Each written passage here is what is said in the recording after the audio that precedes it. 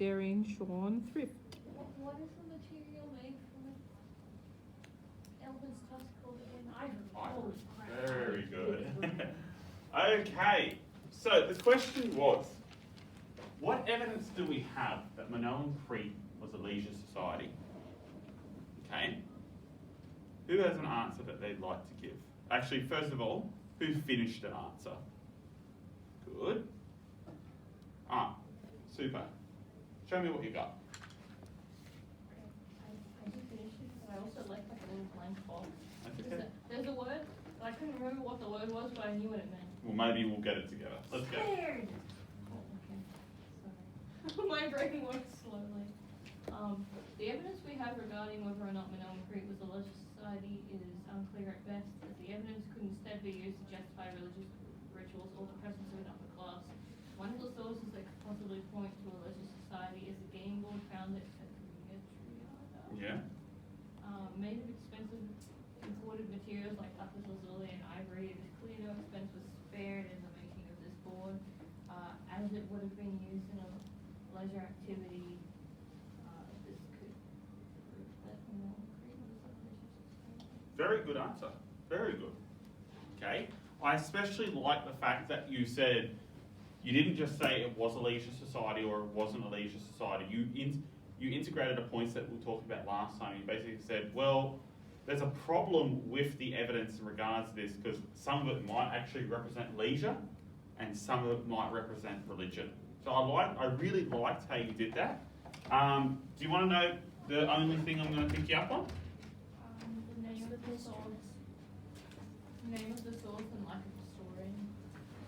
That, but also the fact that you didn't define what a leisure society was to start with. Because when you define what a leisure society is, you are setting the scope for what your answer is. Okay, but other than that, good answer. Okay, anyone else have one? Oh, I didn't finish, but I can give you the structure. Go for it. So, point sentence, Minoan Crete was likely a leisure society as conveyed by evidence in writing, leisure activities, and to an extent life expectancy. And so from there I would have gone linear A, linear B, fast just this, hieroglyphics, show that they were educated enough to have some sort of well political system and hence could have had time. Then I'd gone into leisure activities, talk about the board game and how that could show and then I would have jumped into health and how it wasn't that great and probably not. Okay, so I'm guessing you are answering that as if it was a 20 marker. No, that was one pill. Then I would say that's far too much for just one peel. Okay. Okay, because you're trying to go in through all the writing and then all the evidence for that. It's just too much.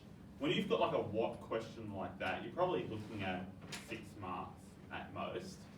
Okay, you wouldn't want to go into that extraordinary amount of detail. I think you'd be better off placed doing what Sarah did, jumping and getting that definition, things like that, and having maybe an extra piece of evidence with a historian and jumping on to things like that. Okay. Okay? Good. Okay, so who can tell me what did we learn about the writing of the Minoans last lesson? It had 3 phases and only 2 of them have been deciphered. Alright, can you give me those phases in chronological order? Hieroglyphics, linear A, linear B. Good. Okay. Hieroglyphics. Linear A, linear B. Okay. What type of system is hieroglyphics? Starting with P. Pictorial. Pictorial. Very good. Okay, because the pictures represent something. Now, who could read and write in Minoan society? Scribes. Scribes. Okay. What were the majority of written records about in Minoan society? Business transactions. Business transactions. Largely something starting with an R. Receipts. Receipts. Okay, very good. Now, who can tell me what the difference between linear A and linear B is? Linear B is math linear because it has Greek origins and is deciphered, but linear A hasn't. Good. Okay, so Linear B in particular has mainland Greek origins, and we can see that it has influenced a large amount of Hellenic predecessors, such as the Mycenaeans, the Cycladic Islands, and which other? Starting with a C. Cyprus. Cyprus or the Cypriots. Okay, same. Good. Okay. Who can tell, seeing as we've just covered it, what did we learn about leisure last lesson in terms of Minoan Crete? There were a lot of things that could be leisure activities, like the bull jumping fresco, but they could also be religious rituals. And since the overall health of the skeletons was not that good, it might not have been a leisure society. Good. Okay. Natalia Sunshine, can you give me one sports that the Minoans might have played? The ball game? Yes. Okay. So we had this idea of the ball game that we brought up when we were doing Thea and Santorini. Okay, sort of like this Aztecian ball game. Well done. Okay. Was there anything else? Sports that they might have participated in? Bull leaping? Yes, absolutely. And we had one last sport last lesson. Something we found in Thea and Santorini. Boxing. Oh yeah. Okay, as supported by Homer and the young boxer's fresco. Okay, capital work. All right. Now, we talked about the difficulties regarding defining Crete as a leisure society, mainly that all of the things that involved with their leisure could also be something in regards to their religion, in particular anything to do with the bull, because it might be a part of the bull cult. Who can tell me, bull leaping, where is it most likely to have taken place? The courtyards in palaces. Courtyards in palaces, which is something that we'll be discussing later on this lesson when we're looking at the architecture of the major palaces, and the fact that pretty much all of these palaces have a courtyard, which may or may not be associated with this bull cult and bull leaping games. Alright, so last lesson we were finishing on the health. Okay, turn that middle light off. Okay, now who can tell me what we know about health? Of course. Who can tell me what we know about the health of the Minoan Cretes just at this time period? They didn't have very good diets, and so they were malnourished and they had anemia, and their teeth were bad. Good. What was the evidence of this particularly poor diet? The teeth. Teeth. Okay. What did we find in the teeth? Decay. Decay, which causes Cavities. cavities. Okay. Or we also have this idea of, where's the word I'm looking for? Dental caries, which is what you get just before you get a cavity. But if you said cavities, I think you could get away with it in the exam. Okay? So, we know that they had a relatively poor diet. What else do we know about the Minoan health at this time period? Child mortality rates were really high. Child mortality rate, very, very high. How likely are you to live past 5 years old? Less than 42%. 48% likelihood that you will live beyond 5. Did I get that wrong? 43. 43, my apologies. Okay? So you have a 43% chance of living beyond 5 years old.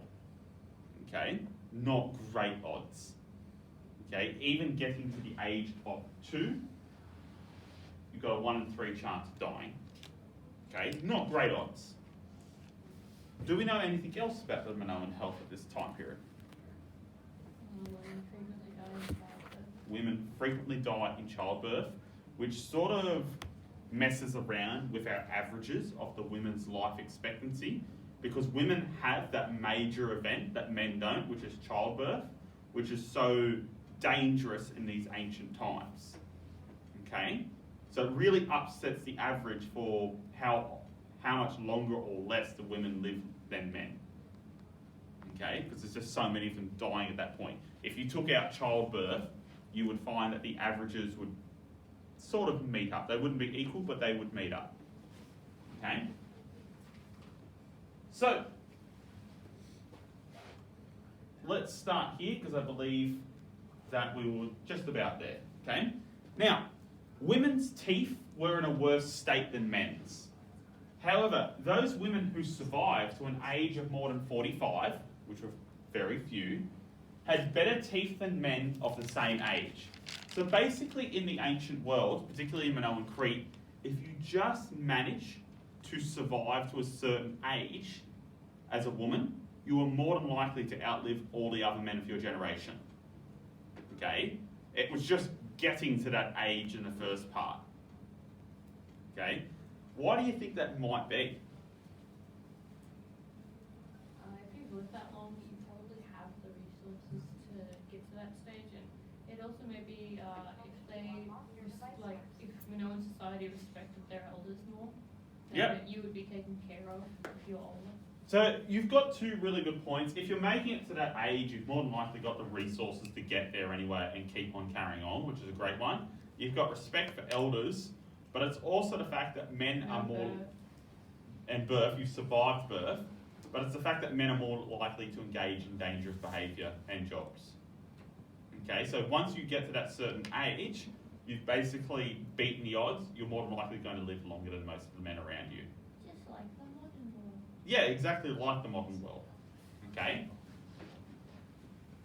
Tooth decay increased from 9% in the Middle Minoan period to 17.7%, a significant jump in the late Minoan period. This was due to a change in diet, a greater consumption of foods with a higher carbohydrate content, such as cereals, pulses, dried fruits, honey, and oil. Okay? Basically, the diet got better as it went on, but so did the tooth decay. Do we have like evidence of medicine for the Minoans? We're actually going to go into that on the last slide. Great question, though. Okay? So, there you go, we're right there. Reed, well done. So, doctors, what have they ever done for us? Congratulations if you get that reference. Now, What is it? What's the reference? it's from Monty Python. I never seen it. Yes. Which one? Life of Brian. Romans, what have they ever done for us? Now, Mick George, who's that person that we're still talking about, what's Mick George's first name? Teeny. Protein. Teeny for short, Fotini. I reckon you can still get away with Teeny because I heard, I read Calendar call it that. Okay? Now, Mick George had found evidence of medical practice. A possible attempt at surgery to a skull at Elias in central Crete, dating to circa 1900. Yes? Is this the one where they were having brain inflammation to crack the skull open to relieve it? More than likely. Okay, so a pretty advanced procedure for such a time ago. Okay? Keep in mind there's probably no real pain sedatives at this point. So you are doing that brain surgery perfectly well aware of what's happening. They actually, Romans actually had this thing where, have you guys ever seen one of those tools? It's like you screw it like that. I've seen it in cartoons. Yeah, and it goes into coconuts. Yeah. Oh yeah. That's what they'd use to cut your skull. Yeah. You know, what's that cartoon? Tweety and Seinfeld. Yeah, Was it? Yes. The Tweety cat. and Sylvester. Yeah. Yeah. Them two. There was an episode where he's trying to get her out of the cave and Yes. does it. So that's what they would use to crack open your skull and relieve the swelling in it. Okay? What have they ever done for us except So, he just asked me, right? Is linear A the one that we can't? It was just random. Mm-hmm. The one we can't understand, or was it B? And I said A, and I just said, just think of it as A comes before B. Exactly right. Exactly So right. I just wanted to ask you to make sure. That is 100% correct. Well done. Okay? Oh, it's on there. So, repaired limb fractures found in eastern Crete and healed broken jaws and extracted teeth from nearby Knossos, Minoan, and Aegeus I was going to say Harambe, that's not right. Haralambos. Haralambos. real millennial? Okay, real millennial, well done, okay? You are no longer old. What is this evidence of? dental? Well, it's evidence that they at least have some understanding of medical practice. Okay. The fact that they know how to set these limbs and repair the limb fractures and things like that. Because quite often in the ancient society, you broke a bone, you were done. It's Okay? infected and you're dead. It gets infected and you're dead. So simple stuff would kill you in ancient times, simply because we don't know how to fix it. These guys, they weren't as advanced as we are today, but they were certainly giving a really hot try. Yes? For the second point, it says that they have like extracted teeth. Did they have like false teeth as well, or no? I haven't seen evidence for false teeth, but it doesn't mean that they didn't have it either. I just haven't seen it. Okay? It might mean that when people had really bad cavities, they might have extracted the teeth. Yes. But she's asking did they replace them? Oh. Yeah. So despite the evidence of healing practices, there is no clear evidence of medical profession, so you're not having doctors running around in Minoan Crete. Medical papyrus found from Egypt circa 1350 suggests that much healing was done via magic. Okay? So yes, we do find evidence of them being somewhat sophisticated, but it's not like they've got this dedicated job to healing. It would basically be the wise woman in the village, okay? And they're still largely trying to use magic to heal people. Since magic is considered something healing, wouldn't it make sense that the priestesses knew how to do basic medical stuff? It's not an incorrect assumption either, okay? We have just not seen a dedicated healing professional.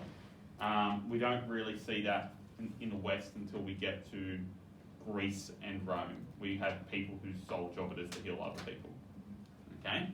Hippocrates comes to mind, which is where the doctors get the Hippocratic oath from. Okay. We do have Linear B tablets which list medicinal plants such as saffron, coriander, and opium, which suggests that the Minoans and Mycenaeans had knowledge of basic healing practice. So they knew about these things, they just didn't make a whole job of it. Okay. Okay. Wait. What is opium, by the way? The drug. Yes, but what's its properties? Why is it useful? Yes, it's a painkiller. Okay, a very, very effective drug. Its derivative laudanum would be found in Europe all the way up until about